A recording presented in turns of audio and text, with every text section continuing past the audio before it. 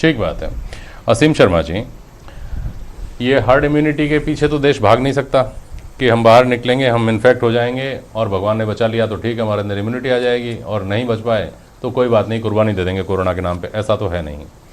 लोगों ने अपने आप को बाखुशी अपने घरों में रखा है, इस उम्मीद के साथ कि हम भले ही अभी तकलीफ़ पालेंगे लेकिन हमारा आने वाला कल तो कम से कम सुरक्षित रहेगा आज की तकलीफ़ के बिना पर। ये जो पिछले दिनों का जो लॉकडाउन है, और अब ये संभावना जताई जा रही है कि लोगों के भले के लिए, देश के भले के लिए इस लॉकडाउन को और लंबा आगे बढ़ाया जाएगा, इसको लेकर लोगों में किस तरह की प्रतिक्रियाएं देखते हैं? भारतवर्ष ने एक पूरे विश्व के सामने, जो 130 करोड़ हमारे यहाँ के नागरिक हैं, उन्होंने एक मिसाल पेश की है और एक परिपक्वता का उदाहरण पेश किया है, जिसमें कि पूरे विश्व को ये बताया है उन्होंने, बिल्कुल सही है, कि सोशल डिस्टेंसिंग के माध्यम से और सेल्फ आइसोलेशन के माध्यम से ही पूरे विश्व में इस लड़ाई को लड़ा जा सकता है। तो भारतीय समाज ने इसका बहुत ही अच्छा और परिपक्व उदाहरण प्रस्तुत किया है। बिल्कुल सही कह रहे हैं। जो मैं आपको बताना चाहता हूं कि शुरू के लॉकडाउन जब हुआ था, उसके शुरू के 5-7 दिन थोड़ा सा लोगों को लगा था कि भाई ये क्या हो गया अचानक, क्योंकि अपने अपने जीवन काल में आज जो भी लोग इस धरती पे हैं अभी मौजूद, उन्होंने अपने इस जीवन काल के अंदर कभी इस तरह का कोई लॉकडाउन फेस नहीं किया था। चाहे हमारे बुजुर्ग हो, चाहे हमारी आगे आने वाली पीढ़ी हो, जो भी इस धरती पे अभी मौजूद है, उसने किसने भी अपने जीवन काल ने कभी भी इस तरह का कोई उदाहरण नहीं देखा था कि जिसमें इस तरह से 21 दिन तक हमें हमारे घरों में रहना पड़ेगा। लेकिन भारतीय समाज ने, भारतीय नागरिकों ने एक इतना बड़ा उदाहरण प्रस्तुत किया है पूरे विश्व के सामने, जो कि एक मिसाल बना है। अमेरिका, चीन, पूरे यूरोपियन कंट्रीज, सभी जगह इस लड़ाई से वो लोग डिफीट खा गए और आज वो परेशानी में फंसे हुए हैं। लेकिन भारतीय समाज आज भी लड़ रहा है और जीतने की कगार पे खड़ा है। इसलिए जो दूसरा लॉकडाउन है वो बहुत अति आवश्यक है और यहाँ के लोगों ने इसको स्वीकार कर लिया है, क्योंकि वो जान गए हैं इस चीज से। इसमें मैं मीडिया की बहुत बड़ी भूमिका को देखता हूँ, क्योंकि मीडिया ने, सारे मीडिया ने, चाहे वो सोशल मीडिया हो, चाहे इलेक्ट्रॉनिक मीडिया हो, चाहे प्रिंट मीडिया हो, सभी ने इस लड़ाई में लड़ने में एक एक चीज की जो अवेयरनेस करी है पूरे समाज में, उसको लोगों ने उस तरीके से लड़ा है और अब जीना उससे सीख लिया है। तो अब समाज आज की डेट में जो सेकेंड लॉकडाउन की जो स्थिति बनने जा रही है, उसको लड़ने के लिए तैयार है। बाकी और जो चीजें हैं, इकोनॉमी है और चीजें हैं, वो सब चीजें अगर आदमी जिंदा रहेगा तो ही लागू होती हैं। अगर आदमी जिंदा ही नहीं रहेगा तो किसी और चीज की लड़ाई कौन लड़ेगा? सही बात है, बहुत महत्वपूर्ण बात कही है आपने असीम शर्मा जी, बहुत महत्वपूर्ण बात है। 130 करोड़ लोगों का किसी मामले पर एक मत होना और एक तरह का व्यवहार करना, एक तरह से ये एक इतिहास रचा गया है कि लोग 3 हफ्ते से अपने घरों में हैं, स्वेच्छा से अपने घरों में हैं।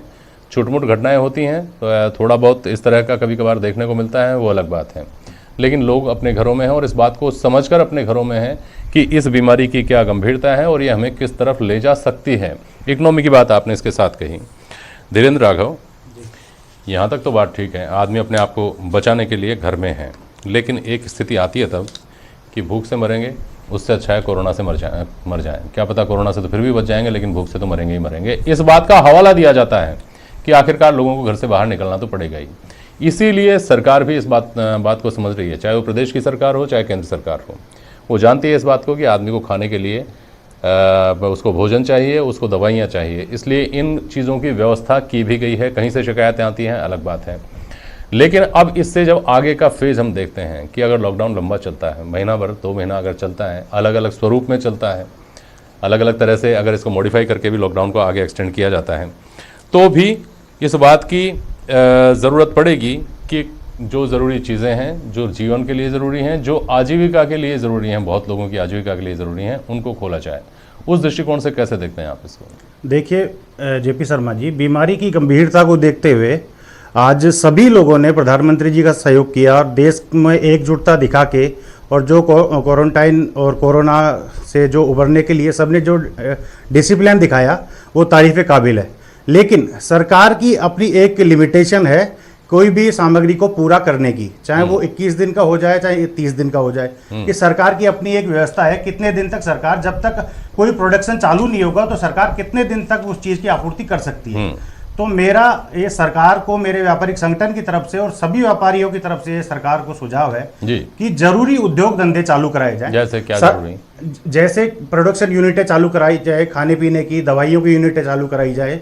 दवाई में तो चल रही है धीरेन्द्र जी, चल रही है, लेकिन अभी वो पूर्णतया नहीं चल रही। जैसे अपने वीकेआई में भी 2-3 यूनिटें हैं, वो बंद पड़ी हैं। अच्छा। और कई यूनिटें ऐसी है जो किसी न किसी रूप में कहीं ना कहीं रिसाइकलिंग करने के लिए जुड़ी हुई हैं। स्पेशली ये नहीं कि दवाई की यूनिटें चालू हो या डेयरी चालू हो या ऐसा कुछ, हाँ। सभी यूनिटें एक दूसरे से जुड़ी हुई हैं। ठीक बात। तो उसमें एक फायदा ये और है कि जो लेबर को जाने नहीं दिया था, आज वो लेबर फैक्ट्री के आसपास ही अपना जीवन यापन कर रही है। हाँ, हाँ। या कहीं पे भी जो सरकार ने जो सेंटर बना रखे हैं उन पे अपना जीवन यापन कर रही है। हाँ, उससे दो नुकसान हो रहे जी। हैं। एक तो सरकार को एक समस्या है कि उन लोगों को कितने दिन कैसे रखा जाए। हाँ।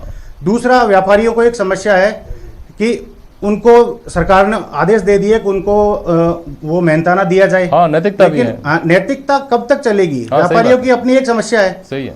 तो सरकार को ये करना चाहिए कि सरकार को अपनी एक गाइडलाइन जारी करनी चाहिए हम्म। कि ये उद्योग धंधे, ये परिवहन व्यवस्था, ये गुड्स कैरियर की व्यवस्था चालू करनी चाहिए। उसकी एक गाइडलाइन चालू करनी चाहिए। उसके लिए हर एक इंडस्ट्रियल एरिया में हाँ। एक नोडल अधिकारी तैनात करना चाहिए कि वो ये देखे कि ये चीजें फुलफिल हो रही है या नहीं हो रही है। और इस तरह सरकार को व्यापारी वर्गों के अध्यक्षों से, फेडरेशनों से बात करके यह कोई व्यवस्था करनी चाहिए। ठीक है। असीम शर्मा जी, आप कुछ कहना चाह रहे थे इस पर? जेपी शर्मा जी, इसमें यह है कि सरकार को जो इनफॉर्मल सेक्टर है हमारा, जी, जो कि मेनली दिहाड़ी के जो मजदूर होते हैं या निम्न तबके के जो लोग होते हैं, हम्म, उन लोगों को जब तक सरकार एड्रेस नहीं करेगी फाइनेंशियली, तब तक हमारा भारतवर्ष की इकोनॉमी और भी ज्यादा पिछड़ती चली जाएगी। कोई भी उद्योग धंधा बिना मजदूरों के नहीं चल सकता। वो मजदूर आते हैं सारे इनफॉर्मल सेक्टर में, और इनफॉर्मल सेक्टर ही आपकी जो इनफॉर्मल इकोनॉमी है इस देश की, उसको चलाता है। जैसे कंस्ट्रक्शन के मजदूर हैं, फैक्ट्रियों में काम करने वाले मजदूर हैं जी, उनको सरकार को मिनिमम वेजेस सरकार की तरफ से ट्रांसफर करके इस विश्वास में लेना पड़ेगा कि वो अपने काम धंधों पे लौटें और आकर के वो काम करें, और उनको उनका पैसा सरकार दे। अच्छा। जब सरकार उनको उनका पैसा देगी तब वो इनफॉर्मल सेक्टर के अंदर पैसा रोटेट होगा, जिससे कि छोटे व्यापारियों के भी काम धंधे स्टार्ट होंगे। आज की डेट में दवाइयों की फैक्ट्रियां तो खुली हुई हैं, लेकिन उनकी प्रोडक्शन जो रेट है, मतलब जितनी क्वांटिटी वो बनाते थे, वो बिकॉज ऑफ लेबर सारी की सारी क्वांटिटी कम हो गई है, क्योंकि लेबर आधी से ज्यादा उनकी जा चुकी है। तो उस लेबर को रोकने के लिए सरकार को इनफॉर्मल सेक्टर पे विशेष तौर पे ध्यान देना पड़ेगा, और स्मॉल मीडियम एंटरप्राइजेस जो हैं, हाँ। जो छोटे काम धंधे हैं, जो छोटे प्रोडक्शन यूनिट्स हैं, उनको भी वही चलाते हैं लेबर, क्योंकि जो भी यूनिट है उसको चलाने के लिए लेबर चाहिए ही चाहिए। तो उस लेबर को सरकार को एड्रेस करना पड़ेगा, और सरकार के पास बहुत फंड है, सरकार उन पे विश्वास करे और उनको वो फंड ट्रांसफर करे और उनको सरकार वापस काम पे लेकर के आए। ठीक। तभी जाकर के हमारी इनफॉर्मल इकोनॉमी रन करेगी, नहीं तो हम बहुत बड़े क्राइसिस के अंदर इस लॉकडाउन के बाद जान तो बचा लेंगे, लेकिन आगे जीवन कैसे जिएंगे इस पे प्रश्न चिन्ह खड़ा हो जाएगा। ठीक है।